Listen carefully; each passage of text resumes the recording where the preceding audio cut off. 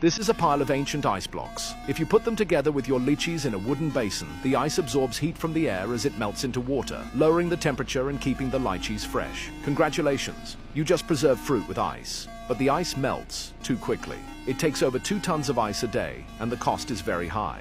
So the clever you starts thinking about using another substance that boils much more easily as a cooling liquid. That substance is Freon. At normal air pressure, Freon boils at around minus 30 degrees Celsius. This means at room temperature, it naturally turns into gas, and while doing so, it absorbs a huge amount of heat from the surroundings. When the temperature drops below minus 30 degrees Celsius, it turns back into liquid again. So you seal the Freon inside a closed copper pipe system. One end of the pipe is inside an insulated box, and the other end is outside. Inside the box, the liquid Freon evaporates into gas. During this process, it absorbs heat from inside the box, making the temperature drop.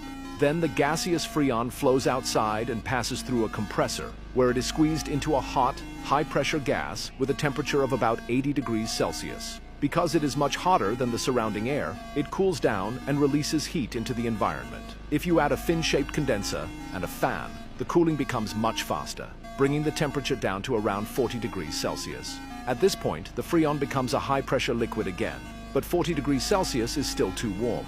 So you add a tiny expansion valve. The pipe suddenly becomes narrow and then wide again. As the liquid Freon passes through, the pressure suddenly drops. Part of the Freon instantly evaporates and absorbs a large amount of heat, turning the warm liquid Freon into a freezing cold mixture around minus 20 degrees Celsius. This cold mixture then flows back into the indoor evaporator, where it boils and evaporates again, greedily sucking heat out of the box. After absorbing heat, the Freon becomes gas once more and gets pulled away by the compressor, starting the next cycle.